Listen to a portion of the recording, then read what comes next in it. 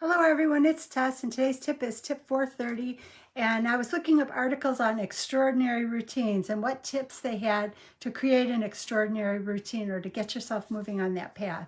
I'm sorry I'm later today. I had a couple of coaching calls this morning, but this article that I was looking at, or I was looking at several of them. Hi Mary Lynn, good to see you. They were talking about extraordinary routines and tips for having an extraordinary routine. Hi Bonnie, good to see you. And the very first thing is something that I struggled with a lot, but I've been pointed out to many times over the past couple of years, is the first habit of somebody who wants an extraordinary routine is to be micro ambitious. And by micro, they just mean small. And that was me, take smaller steps, because I used to jump in head first. I'd be in water 500 feet deep and no shoreline anywhere in sight. And that always caused me problems. The reason I'm succeeding now, the reason I'm 6 years post-surgical, the reason I've lost half my body weight, the reason I've lost half my BMI is because I've taken small steps. I know that the way I ate pre-surgical looks nothing like how I ate post-surgical, and the way I eat today is very different than I ate post-surgical or 1 or 2 years into my journey. I just keep changing. So first habit, small ambitions. The second one is it's okay to take a break before you start your next step. And I think that's like for a time of contemplation. Good morning, good morning. And it's for a chance to contemplate and to figure out what your next steps are. Or even me, I'm going to actually slowly make some next steps because I want life to be differently as I move forward. So number one, we know small steps. Number two, it's okay to kind of slow down before you take that next step. It says number three is start by asking yourself questions. I think that's a good time for like meditation and for journaling. You can just kind of calm yourself down and let the next step come to you naturally. I think we all have inner guidance.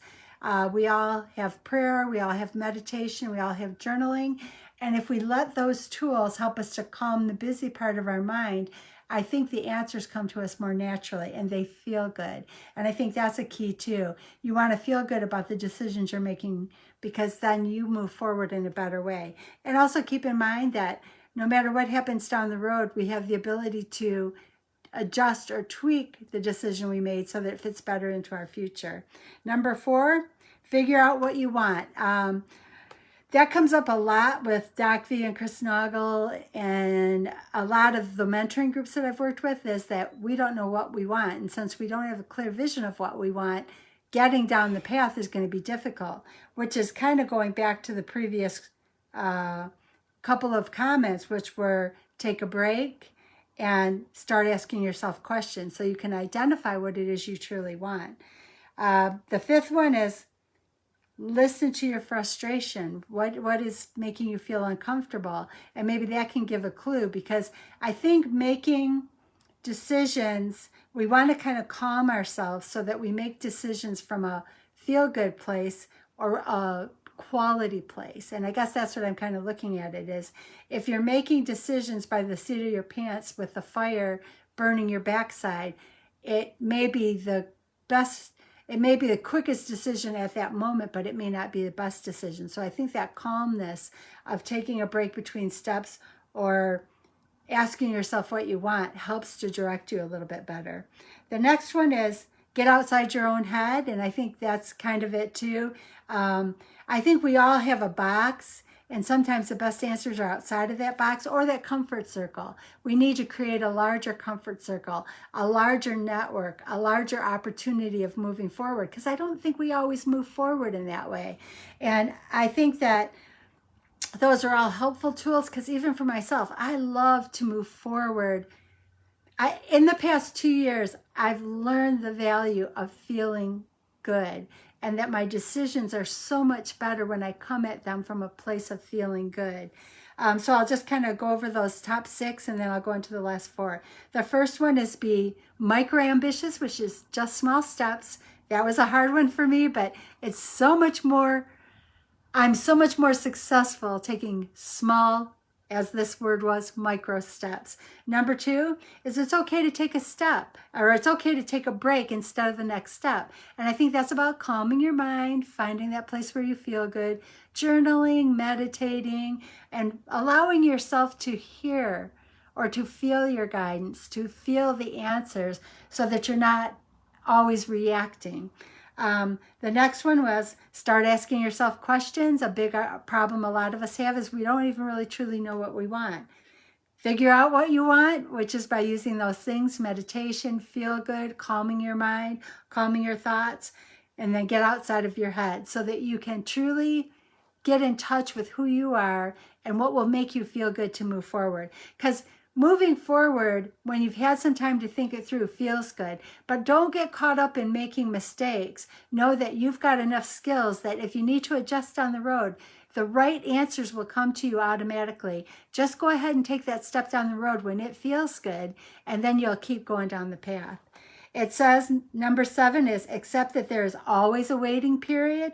Maybe sometimes we're too anxious, and when we're too anxious, we get that frustration and that worry, and we don't move forward in the calmness of a heart that our mind and our heart are in alignment. And that's actually Zara Mahoon. She does a lot of heart and mind alignment. And I think that giving yourself that waiting period will let you calm yourself so that your mind and your heart can come together. And then the number 8 is when one door closes, another one opens. And I think that's why you just take that step. Because if you take that step from that place of feeling good with your heart and mind aligned, your heart and your mind aligned, Zara Mahoon, you will, and that's Abraham Hicks, because Zara Mahoon is big into the Abraham Hicks, it will allow you to find out that when a door closes, it's because there's another beautiful place waiting for you to open. The 9th one is take the next step and know that it won't magically change your life, but it's getting you down the path. And as long as you're following your inner guidance, you're letting your heart and your mind be aligned, you're allowing yourself to calm yourself so that you get to that place of feeling good, you can trust, which is number 10, trust yourself that you'll know what steps to take when that time comes. And my journey now is so much more pleasant. I feel so much better. I'm accomplishing so much more. I'm seeing more opportunities. Oh, hi, Zara, good to see you. I'm seeing so much more opportunities for myself than I've ever had before. I am so excited about the future. I'm not fearful for what the next step's going to be because I know that as long as I keep myself calm, and like I was mentioning, because Zara's on right now, the heart and mind alignment, when I keep those together and I keep myself in that place of feeling good, I can move forward and the right answers will come to me as I need them. And it feels good. The journey, I used to think that the journey wasn't successful unless I felt pain. I didn't realize that it was making it a lot harder than it needed to be. It can be a journey that feels good. Trust yourself. Take the steps to keep yourself calm in that place of feeling good. And I've mentioned Zara's on right now. She has an unlimited journal that kind of takes us through steps that keep us in that place of feeling good. And I'll kind of put a link in this thing that if you're interested, you can kind of jump on and join us because I do participate in that 40-day journal. But the best gift I've given myself in the past couple of years is to live in this place of feeling good, allowing myself to journal and get in touch with who I feel like I am on the inside. Be open to know that the path may change, but it doesn't have to be painful. It's actually beautiful, and it feels amazing to me as I walk down the path and I open the door to opportunities and avenues that I never even really had on my radar. It's allowed me to clear the field of vision and it's opened up so many doors and provided a whole new level of excitement and curiosity than I have ever had, I think, in my adult life. Hi, Terry, good to see you. So I will run through this list of 10 things, remembering that this is about extraordinary routines, and it was an article that I found in the newspaper, and it was just the tips were be micro-ambitious, like small steps. It's okay to take a break, and I was mentioning that taking the break allows you to get your heart and your mind in alignment. Start with asking yourself questions, because that'll let you get in touch with your inner guidance so that you can really come to that place of feeling good and make a quality decision.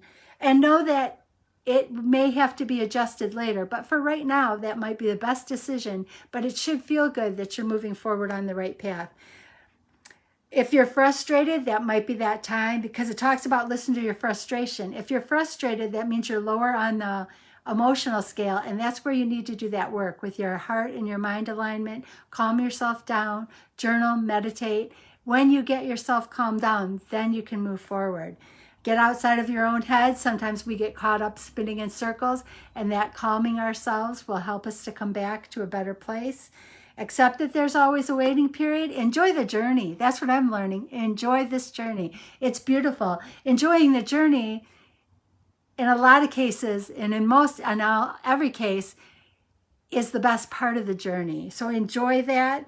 When one door closes, know another one opens. Just keep yourself in that place of feeling good. It doesn't magically change your life, but it lets you start going down a path that feels amazing. And trust yourself.